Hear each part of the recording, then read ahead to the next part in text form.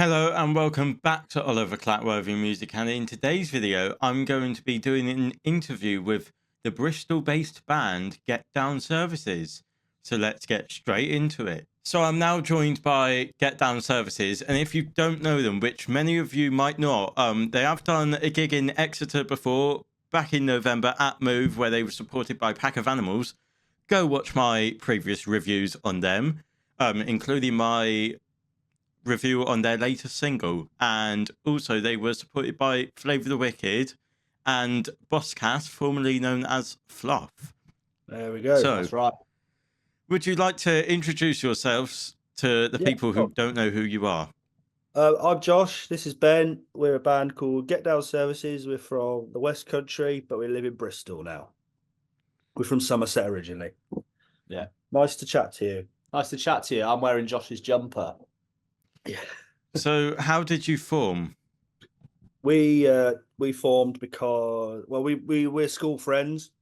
We've known each other since we were at school, and during lockdown, Ben was living in Manchester. I was living in Bristol.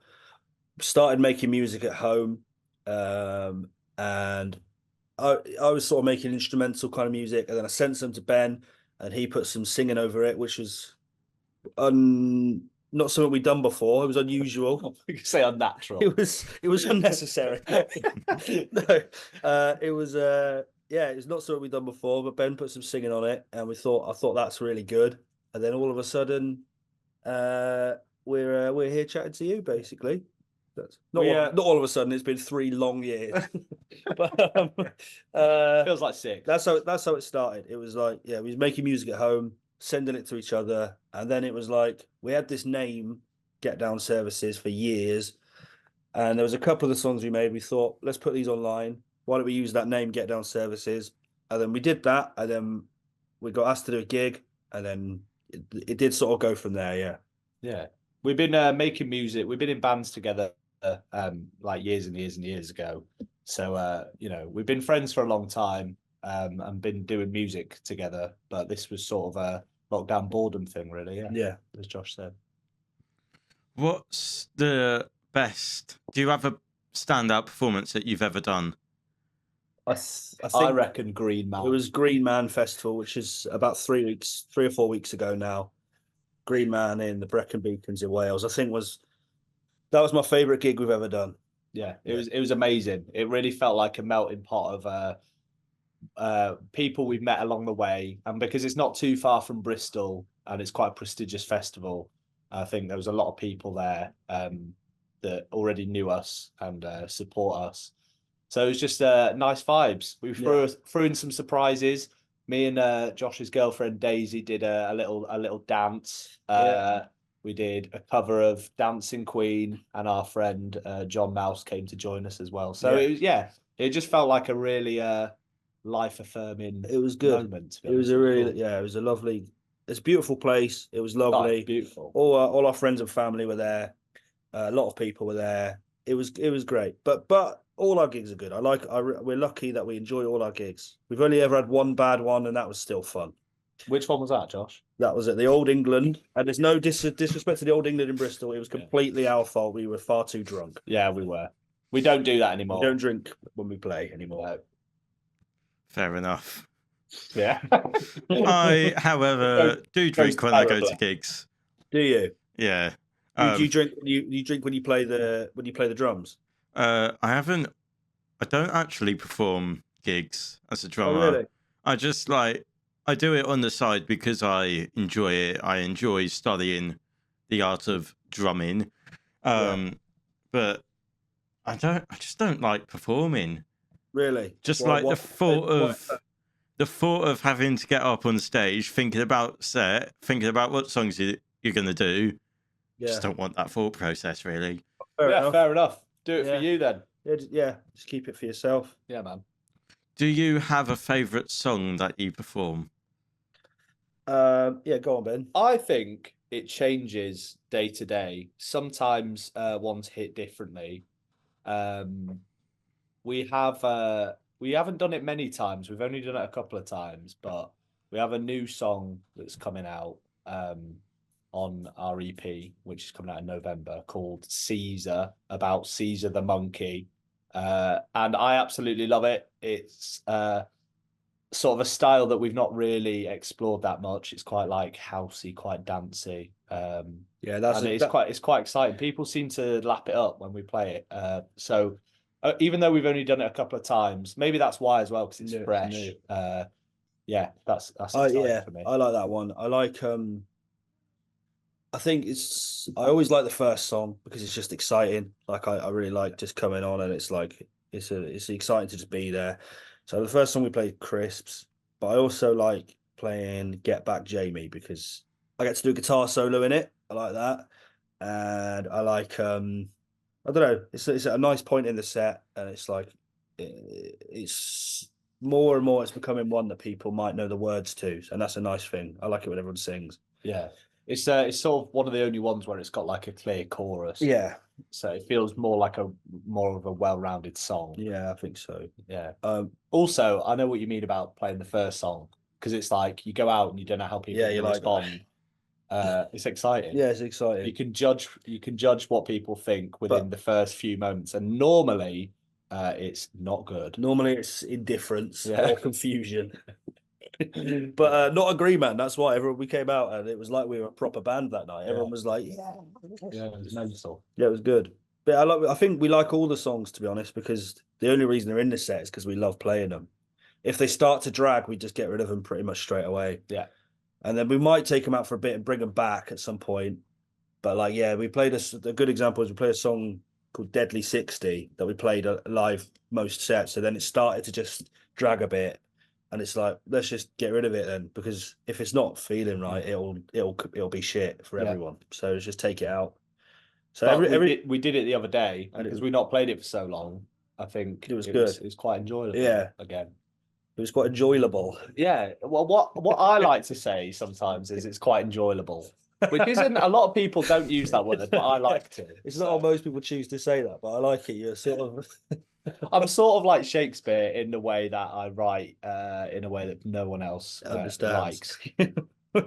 But yeah, we like all the songs, but I think Caesar, Get Back Jamie. I would say my favourite songs are Evil on Tap and Come On. Nice. Ah, lovely. Big ones. I like Evil on Tap. That's a good one. Evil on Tap's a good one. Yeah. In December, we're playing with a live band, and that's like one of the first ones we've learned with them. And it sounds so good. Yeah, it's going to be good. Very excited for that. My next question is there a least favourite song that you've performed? Well, this is it. As Josh says, is if we start to not enjoy them, we just boot them off. I'm trying to think. Maybe now, because it's our oldest one, we've got a song called M5 Overdrive. That's quite a long one.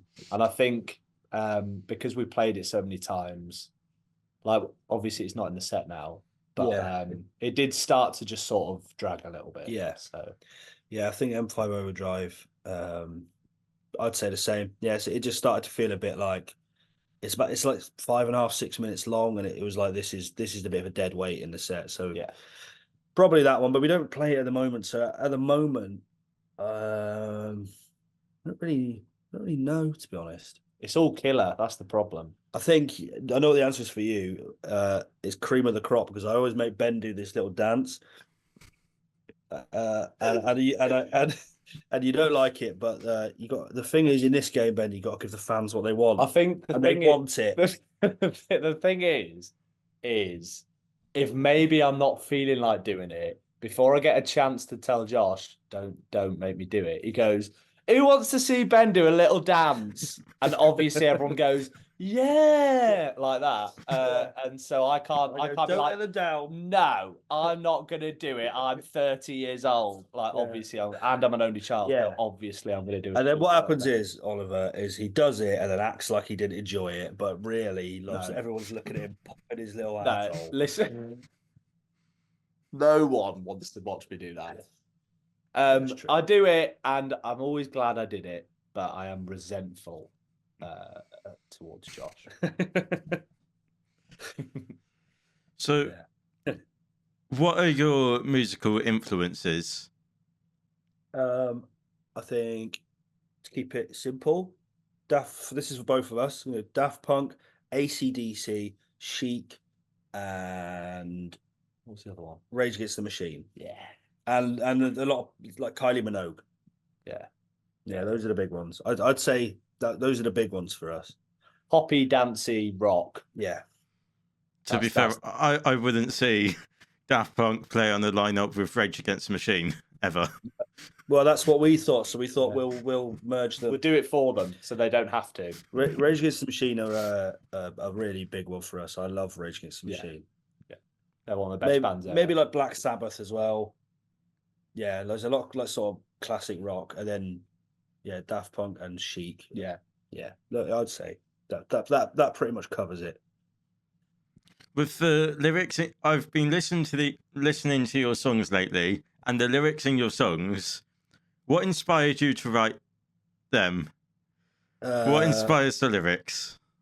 All sorts. A lot of it is like it's a mixture of like it's really nice to have a go at things because you don't get to do it in day-to-day life. Like to just when you're doing it like as a piece of music, you can really get away with like being a bit more sort of nasty and vicious than you can in real life. Like when you're just chatting to people, you can exaggerate. It's quite nice to exaggerate how you feel and get it out. So it's like lyrically, I think that's what we're trying to do, but also we're trying to make each other laugh. I think it's like coming up with lyrics that I think Ben will find funny, and vice versa. Yeah, I think. Excuse me, I try not to burp. I'm doing exactly the same thing. Is the beans on toast? I'm there like waxing lyrical about like our influences, and I'm just about to fucking belch everywhere on camera. I think we try and be as honest as possible and write about what we know and what we experience and how we feel. I think as soon as, especially with each other, as soon as you try and be all mysterious and speak in riddles, because I've known Josh for like 15 years, he's going to call me out. It won't work on bullshit. So we're trying to sort of speak in a way that feels like it's quite natural and honest, but obviously, it's exaggerated. It's embellished, isn't it? You've got to paint a picture, I think, of what you feel. Trying to be funny, trying to get things off our chest, I think. Yeah. That's what we're trying to do. How did it feel that because I've been looking at your Spotify, 95,000 monthly listeners and multiple songs over 100,000 streams. How does that feel to have your songs at that level of like streams? Well, I think if we're being completely honest with ourselves, we try to not let that get in our heads too much. Yeah. Just because it doesn't always necessarily translate to real world rewards. It doesn't always mean what you think it means, because like obviously I'm not being ungrateful. It's really nice, but in real terms, the main benefit of having those kind of numbers in our position is if we're trying to get gigs, bookers might take it more seriously if they see big numbers, but it doesn't translate to like. It doesn't necessarily translate to anything other than that, because if you look like if we look at like where all the listens are coming from, the vast majority are coming from Spotify radio. So it's like people just leaving their Spotify playing. And if you compare the amount of streams we get to the amount of people who save the music and playlist it, it's like 2% of the people who hear the music actually save it. So it's really, it does kind of help you look good. Yeah. But like we don't, and I've been guilty in the past of just checking the numbers and looking at it. But it's a bit of a black hole. Yeah. It doesn't, and it's especially a black hole when you realize like, this doesn't, we're just certainly not getting any more money for it, really. I guess a bit, but like, it really doesn't mean what we think it means. But it is also a nice feeling. Like it's a really nice feeling to see people playlisting it and people, see it, the music. It is growing. Like our audience is growing. It's great, and as well it has happened at gigs where, weirdly, twice in our, I can't remember who we were which support tour it was. But we were in Birmingham, and there was a couple that had come to see Bug Club, who we were supporting. That was it. And they came up to us after the show and was like, "We didn't know who you were, but we had one of your songs saved on Spotify, and then you just started playing it tonight." So that's quite nice. Where it's like, oh, that's quite an authentic sort of interaction there, that someone's heard the song on Spotify, saved it, liked it, and then just by chance has realised it's us. Or I think that's the kind of thing that actually does mean something. And if you'd asked us when we first started, like you know, if you told us that like in a few years there'd be like hundreds of thousands of streams or whatever, I would have been like, oh my god, that's incredible. That's kind of like all you think you want. But then like with us anyway, it's happened, and it's not really, I don't know, it just doesn't really, like, you don't see anything actually change. It's just like it's nice for your ego, and it's nice because it makes, like I say, it makes people take us a bit more seriously, perhaps.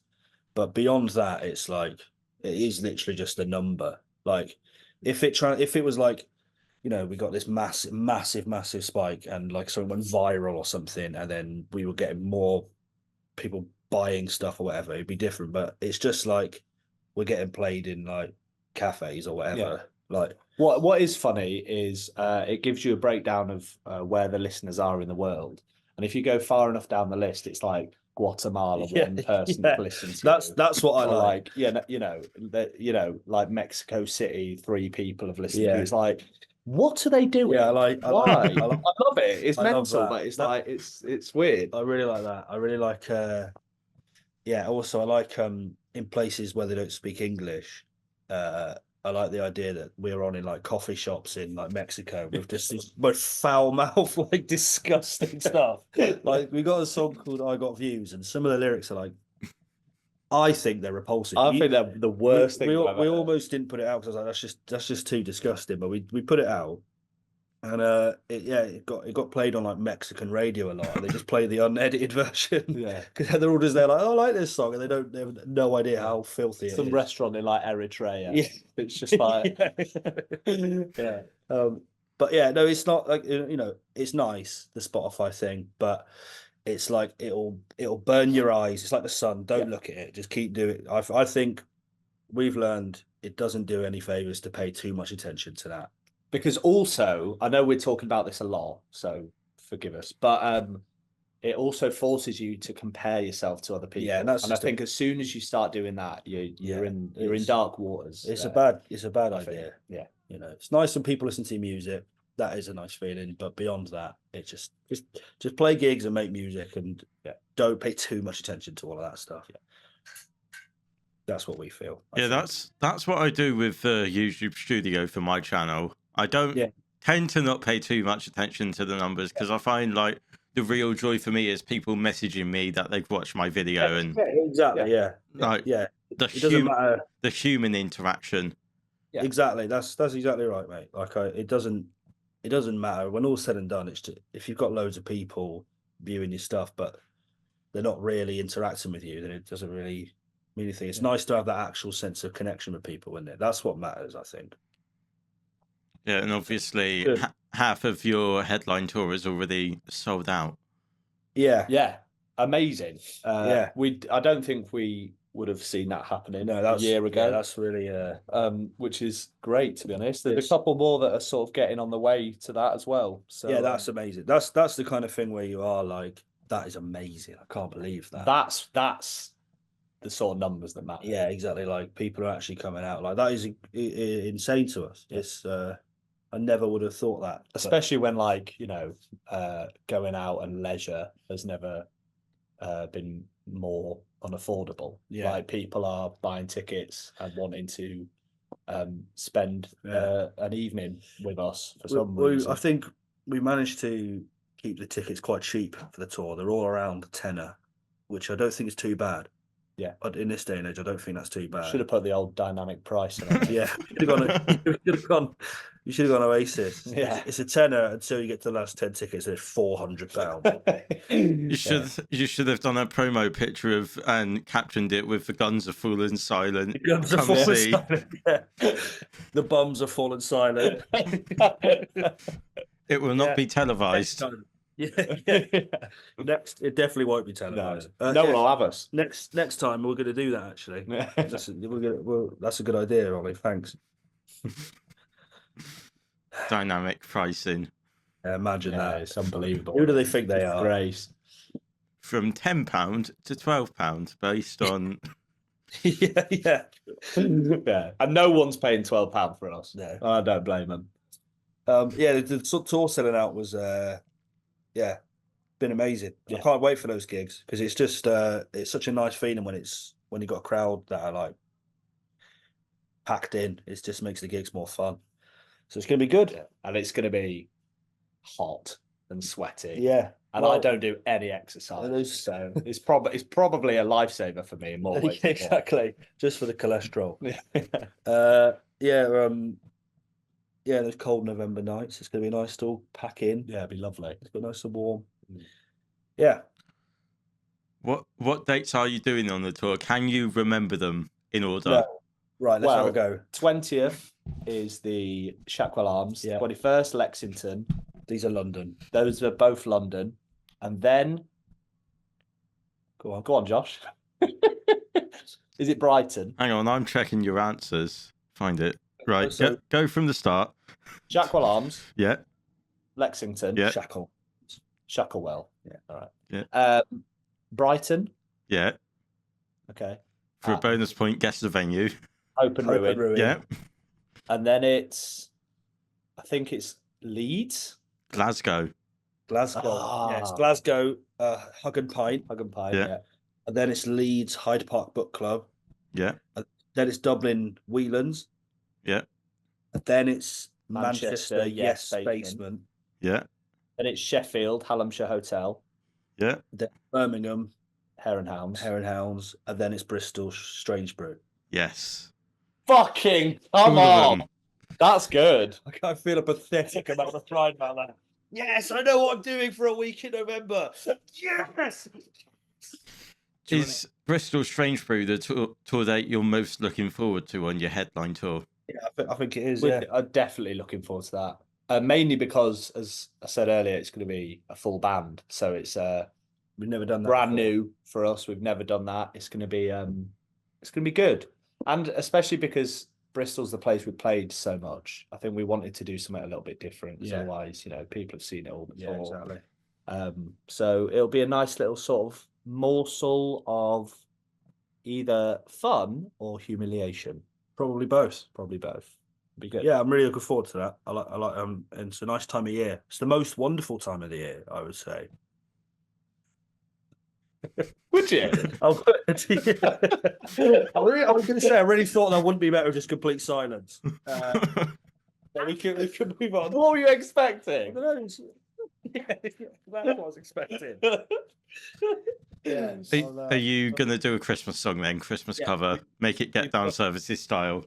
We've got a Christmas Josh song. has wrote a song called Dr. Christmas that has been out, is it the last 2 Christmases? Yeah, kind of been out. We've got our own Christmas song. It's called Dr. Christmas, and it is a banger. It's good. It's really good. I really like Christmas music, so maybe we could do a Christmas cover as well. Maybe we could do Mariah Wham. Carey. Yeah, or Obviously, I'll be singing it. Little Drummer Boy. Little Drum Boy. Go on. Oh, got some gifts for you, pa-ra-pa-pum-pum. So we could hear it.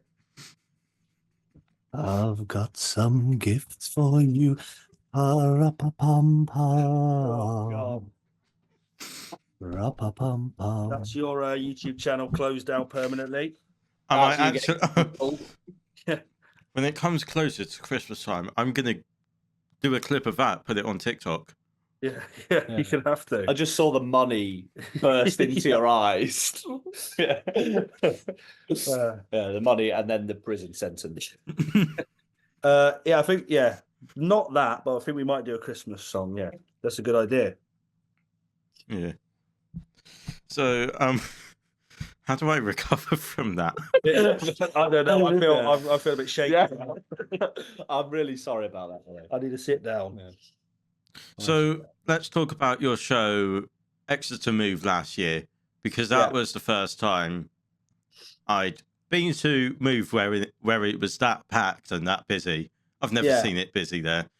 I think to give credit to Pack of Animals, I think that was probably their doing. I think we can't take credit for that. They're amazing band. Like I say, lovely people, and it was like a big turnout for the support, all the supports as much as it was for us. We just happened to be on last. I don't actually think many people knew who we were.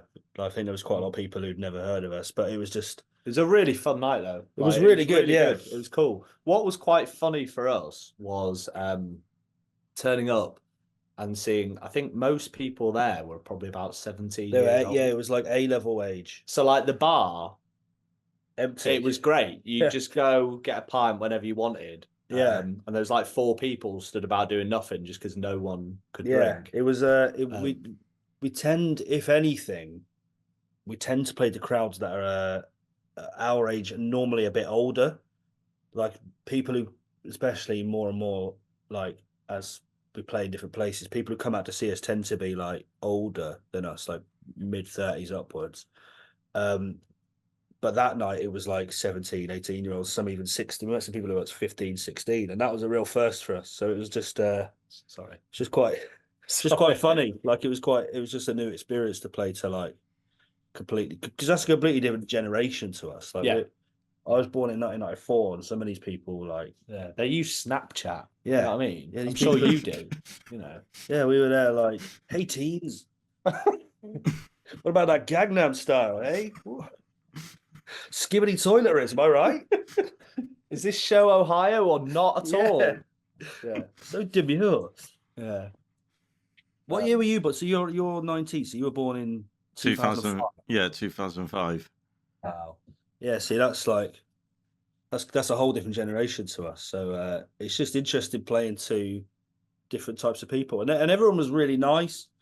Yeah, and, it was great. It was a really, really good gig, and like Exeter is not that far from where we grew up. We grew up in Minehead. So the 2 closest cities, it was either Exeter or Bristol if we wanted to go to like a city. And I always thought Exeter was a bit dead, and I never really had a great time there. But that night I was like, yeah, do you know what? This is really good. Changed my mind. Yeah, really did. It was cool. A really nice bunch of people, and it was a nice vibe. And I like that venue as well. So is there what's the like sort of, are there a few good bands in Exeter at the moment then? Off the top of my head, band called Die Twice, band called Poppy Show. What's his name? Jacob. Yeah, Jacob Horton. Hey, he's a really nice bloke, Jacob. I like Poppy. Yeah, they've got some stuff coming up soon. Who else? I think a band called Obvious Reasons. They put on their own festival across Bomber and Move at those 2 venues on the Quay, and that went down the storm for them. And then there's bands. Usually, the bands in Exeter tend to migrate into Bristol area. Is there like quite an appetite for shows in Exeter? Because we found if you play in sort of places like Exeter, you say a lot of people go to Bristol. Places that are near cities that get more attention, people tend to be up for a better time just because less stuff goes through there. They appreciate when you make the effort to go there. That's what I'm trying to say. Would you say that's the case in Exeter? I think so, yeah. Because it seemed like that when it was like everyone was just really up for a good night out. Yeah. Do you get out to like what's sort of Plymouth is that's fairly close, isn't it? Close. I hate Plymouth. You hate Plymouth? As an Exeter City fan, I hate Plymouth. Plymouth's not a great city, I don't think. To anyone that's from Plymouth, it's lovely. No, it's lovely. Anyone from Plymouth, don't hurt us. You're a stain on the West Country. Plymouth Pavilions, I saw the specials there. And to be fair, pretty pretty nasty, Pretty vile. pretty smelly, But violent. you go to like what else in Devon? There's like Horrible. Totnes. Do you ever get like there's a good venue at Totnes in there? You never get. It's just Yeah, really. there's not really a lot. I've been In the to West Country. Rock Bottom Bar in Teignmouth is a nice venue. Oh yeah. Yeah. That's a good one. You know a And band from called Moriarty. Do you know them? yeah, I went to one of their gigs. They headlined Exeter Cavern back in June, Okay. and Mutant Menace supported them. Oh yeah, yeah. Nice. Was it good? Yeah, it was really good. They're great. They're great. Really nice as well. Lovely Lovely blokes. Yeah. blokes. Yeah, they supported Idols recently in Yeah, I Cornwall. saw that and at that what's it called? The Wilds. Yeah, Oh, in near Bude, yeah, in Cornwall. Yeah, yeah. It's a shame. I feel like outside of Bristol, the southwest is really thin on the ground with decent music venues and decent sort of music. What's the word? Music sort of ecosystem. It's a shame because there's a lot of talented and quite sort of there's an appetite for it in the southwest. Like it just feels like a part of the country that's just like culturally just like really overlooked. Yeah. And it's a shame because it's amazing. Like we played in Falmouth a few times, and it's the same down there. It's because it's so far away. They've got a couple of really good venues actually, but just like bands don't tend to go that far just because they see it as like an inconvenience or whatever. But it's always good. It's always really good. You know? And there's some great bands from around there. And it's just a beautiful part of the country. Yeah, like the West Country is amazing. I love the West Country. What's your top say, Josh? Well, the top actually, Ben, it says we are the boys from the West Country. So, do you know what I mean? I love it so much. I'm even wearing a T-shirt about it. Yeah, but yeah, Exeter. Like, I'm looking forward to going back there with Golden Looking Chain. It'd be good to try and get our own gig there again. Maybe next year we'll come. Yeah, we'll go down there again. That'd be good. Get Pack of Animals on support as well again, Yeah, because absolutely. they're so much better than they were a year ago. They were great then. They've got some new music coming out as well, haven't they? They've got like as you're watching this, In Your Eyes by Pack of Animals would have been out for 2 months, so go check my review on that. Yeah, when's that coming out? My review on Pack of Animals is coming out on the 21st of September. Nice. Cool. Good plug. Everyone go watch that, or you're not allowed to come and see us ever again. You're barred. Yeah. I know who you are. We've got your IP address. What's your favourite venue in Bristol? In Bristol? Yeah. I think the one we played at the most is probably the Louisiana. A lot of it's still really good for sort of putting on smaller things from Bristol, and also like opening its doors to people that are like trying to do tours, because more and more these days venues they sort of rely on bigger promoters to sort of keep running. Just times are really hard. Obviously there's no arts funding, so for smaller like bands that haven't got stuff out or just need places to play, I think it's harder to do when promoters are trying to like get ticket sales on. Yeah, but the Louisiana doesn't really seem to. It'll take a risk. It'll take a risk on people that just want somewhere to play. I think it's a really good thing. Yeah, yeah. Louisiana is a amazing Bristol institution. I think as a like in terms of just favorite venue to see bands at, I think I really like. I really like the Old England, actually. I like the Old England, which is ironic because we had our worst ever gig there. But now the Old England's just started doing gigs again, and I've been to some really good nights there. It's a great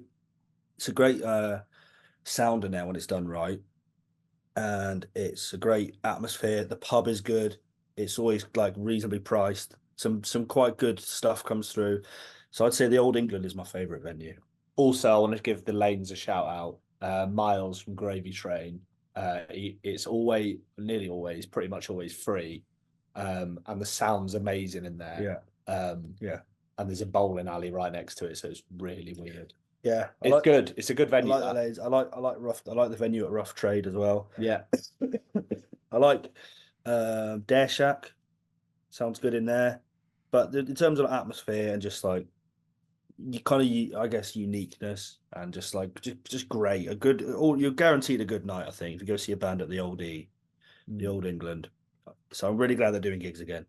That's my shout out. Yeah. But good shout out to Louisiana as well because it is amazing. Yeah. I think my favorite venue used to be Crofters Rights, Yeah. but it's now shifting towards Exchange. Yeah, the exchange is good. Yeah, Exchange is amazing. They have a lot of hardcore and sort of heavier stuff on there. The only night that we put on, I say we, Josh did it all, was in the Exchange basement, and that was very sweaty. Yeah. There's an aircon unit on the ceiling there that may as well just be full of rats because it's doing absolutely nothing for the heat control in that room. But it's a really good venue. But just to counteract that, the Exchange basement is a great venue if you want to put a night on. Oh yeah, no, I wasn't. And if the Exchange see this, lovely team of people. No, I'm not shitting on the And Exchange. if anything, we actually like rats. There's nothing against the Exchange. Ratatouille, Get a new aircon It's my system favourite film. because it nearly killed me. What's your favourite thing you've seen at the Exchange, Oliver? Oh God, probably. How many gigs have I been to at the Exchange? I think probably there was a band who headlined there called Break for Lovers back in April, and they were really good there. And yeah, that was my favorite. I don't know then. What sort of music is it? It's kind of like Radiohead inspired, Jeff Buckley inspired. They supported Pack of Animals at Louisiana last year. Are they a Bristol band? Yeah, they are. Cool. Yeah, it's the sound in the Exchange is really good. Was that upstairs or downstairs? Upstairs. So it was meant to be Exchange basement, but they sold out the 60 capacity and got moved upstairs. Yeah, Nice. cool. I bet that was good then. Yeah. Are they on your course or something? Yeah. Cool. Nice. Nice. I bet that was good. Yeah. Nice. The stage in the Exchange is really high. Yeah. So when you're playing there, it makes you feel very powerful. Yeah. You're looking down on people. We're quite tall as well, so it's like you're looking down on people, and we're like sort of 15 foot above them head-wise. It's great. Yeah. Really bassy as well, like especially on stage. It's like you really feel it. Pack of Animals will be really good there. Yeah. Absolutely. When's that? October 3rd. I'm pretty sure you're in like Edinburgh or something. Yeah, Or we're gonna be Glasgow. Can you remember? Glasgow. Glasgow. Don't look, Oliver. Go Oh on. God. Well, Ben, if we can't remember. St. Luke's and Oh yes, St. how'd you say Luke's it? and La El Angel. Yeah. Fucking That's hell. cool. Come on, boys. Yeah, I had a brain block there. That's all right. No, I have a lot of those. Don't worry. I would like Crofters Rights to reopen its doors again. Yeah, I worry that it won't because this whole thing that's like they're closed for the summer. It's like, are you going to reopen? I would like it to do too, but you just worry like it's so hard for venues these days. Like, I hope it comes back because it's good there. Yeah. It's good there for like nights out, but also going to see bands. Yeah. It's a good room. And they've got a massive disco ball. Yeah. But the stairs down to the toilets are horrifying. Vicious. And I don't know if maybe it's before you came to Bristol a few years ago, but the toilets in the Crofters Rights were like, it was like a horror maze. You go down there, it was like you go down, it was like there's like a mattress there and like, slaughtered pigs. yeah, and just like brown stuff all over the walls. It's like, what's this? You go to this like spiral staircase into this like, because upstairs it's quite sort of like modern and nice and cool. You go down to the staircase, you're like, I feel like I'm in a sort of Victorian crack den. I've got a story about this because I went to see a band called the Sephiros there, at Crofters Rights. It was back in October 23, almost a year ago. But I went downstairs to the toilets. I didn't even think to check whether the bathroom door had a handle, because usually you just push it open. Yeah. Everywhere. You just like push it open. It's just a push Yeah. open one. But I went into the one that didn't have a handle without realizing, and got stuck in there for about 10 minutes. Oh, no! Joke. How did you get out in the end? I messaged my friend who's the front man of the band I was watching, and he was like, and he came downstairs and was like, "Are you stuck?" And I went, "Yes." No, I just love it in it. Yes. Took like 3 of them to get me Quite out. simply, I'm stuck. Yeah. Oh no! What a nightmare.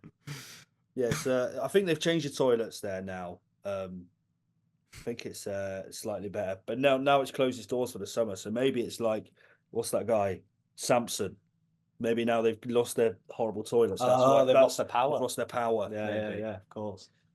Yeah. They might just be revamping the toilets, which, to be honest, would probably take about 2 years. So. Yeah, a lot of sage burning. Yeah.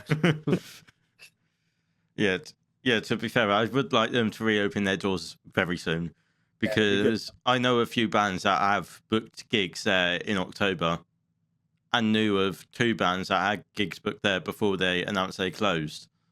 Yeah. Well, Yeah. this is it. Like, what are they going to do? Yeah. But fingers crossed. I don't know what the latest is, to be honest. But fingers crossed it comes back. This is really, really unprofessional, but I'm just going to have to go and have a really quick wee. I did have one before, but it's just, when you drink pints of water, I'm so sorry. I'm really sorry. Just stuck with just me now. Okay. It's all right, I'm back. I'll just sit here. Sorry, Oliver. You're just going to fill this up. I'm not going to do that. We're just going to fill that up. Crack on, Ben. You crack on, mate. I'm not going to do it on Zoom. Sorry, what were you saying, Oliver? Sorry. I think I said I would like them to reopen their doors soon. Oh, yeah. Yeah. That would be good. Yeah. So, what's your plans for the future? Well, by the time this comes out, we'll have released, I think. Can't remember when we're releasing it. We've got an November, I think. EP. So this is coming out November 16th. We've got an EP coming out called Your Medals in the Post. It's 6 tracks that we've made this year. Yeah. So that's coming out. We'll be touring that, I suppose. And then next year, we're just more touring. January, February, March, April, and May are all pretty booked up already. I think we're also going to have another release coming out early next year. Yeah. That needs to be finalised. Yeah, we don't know exactly what's happening with that. But and then also, I think we're probably going to look at starting a second album next year as well. Yeah. So just more of the same, really. Just we just love playing loads and going to places we've never been, and going to places we have been, and playing as much as possible. There'll be more it's amazing. So we'll be doing. We basically this year we spent it touring, making music, and next year's going to be the same. There's no particular. I think it's just going to be more of the same. Hopefully, we can get to some different festivals and stuff next year, but you never know. Just enjoying it whilst it's happening. We're also going to Slovenia. Yeah, well, that's not announced yet. And they get very funny about it. Well, look, let's just say I'll cut it out. Don't worry. We're going somewhere. Yeah, let's just say there's a place that rhymes with Slovenia that we're going to be playing in next year. Potentially. Yeah. And we'll be announcing it when they tell us to. Probably it's going to be, not to be fair, probably it's going to be announced by the time this comes out. So it's fine. We're playing a gig in Slovenia. I don't care if they get annoyed with that. We haven't said what the festival is or anything. So, it's a festival, is it? Yeah. Right. So that's happening. What else is happening? I think we're probably going to be going to Germany, which we never played in Germany before, which will be great, amazing. A few other places. We'd like to try and get some new countries. That's a dream, but I don't, but just hopefully at some point next year we can get to like some new places. But take it as it comes. I That's what think we're at doing. some point we'd like to go over to North America. But that's like a But pipe, that's like a pipe dream. pipe really. dream, bucket list sort of thing. Because But you ask what's happening in the future. That's the far future, maybe. yeah, but- maybe we're manifesting it. yeah, Just the difficulty of playing in America is the visas are so expensive, and so you have to be making a certain amount of money as a band to A, afford it, and B, justify affording it. Because if we were to spend all that money on visas, even if we had it, which we don't, we would make a loss because no one will come and see us. Yeah. So it's just like you have to be at such a different level to where we're at. But that's a sort of vague thing we're hoping for in the future, get to America. But like, we're not arrogant enough to think. I know we seem it, but we're not arrogant enough to think that we're necessarily heading that way. Yeah. At the moment, I just love playing gigs. Ben loves playing gigs, so we're just going to keep doing that. That's what we're doing. Yeah. Whilst we still got it in us, because we're getting old now. my ankles might go. Yeah. One thing about the winter coming in is it's really good for gigs. Like you forget, winter's obviously horrible. I think in this country, I think it's a horrible time of year. But there's a lot of gigs going on, especially like October, November time. It's like, yeah, there's a lot of gigs about, so it's good. Keeps you busy, keeps you warm. Have you got any more Exeter and Bristol gigs planned and booked in the new year? No, Not as of yet. no, but we are planning a tour. We're doing. I don't like this terminology, but they call it A markets and B markets, and I don't like that. It feels like A, it feels very patronising, and B, it just feels a bit sort of corporate. But basically, what it means is you plan a tour for like the main cities like London, Manchester, whatever, and then there's like a secondary tour that you go to like smaller, slightly off the beaten track places or whatever. And we're sorting out the B tour at the moment, and I think I'm going to suggest we go to Exeter because it's we've already played there once, and we both really loved it. So yeah, that'll be, hopefully we can make that happen. That'll be like, I think that's like April, I think. Yeah. Bristol wise, we've got nothing actually, nothing in the new year. I don't think nothing that I know of. I think There's festivals, but again, yeah, they're not announced. yeah, it is. They do get a bit weird about that. It's annoying because it's like, oh, will you be coming back? It's like, well, yeah, it's like, but I can't actually tell you when. You've got to do that. Watch this space, but Yeah, and which it's everyone like- hates. Let's be honest. It's like, who cares what we think? Yeah, It's yeah, like, they're like, no, literally. you cannot announce it. It's like, what? Like, who cares what we have to say about Yeah. it? But yeah. So there's a couple of Bristol festivals and stuff we're going to be doing. But yeah, I'd like to try and do another headline next year. But yeah, nothing set in stone now. Yeah. Just there's enough before we get to that. Yeah. To be honest. If you have enjoyed this video, please give it a thumbs up. Subscribe to the channel for more of this kind of stuff. More of Getdown Services, reviews, maybe an interview in a year, 2 years, whatever's going on with them in 2 years' time. And thank you very much for watching.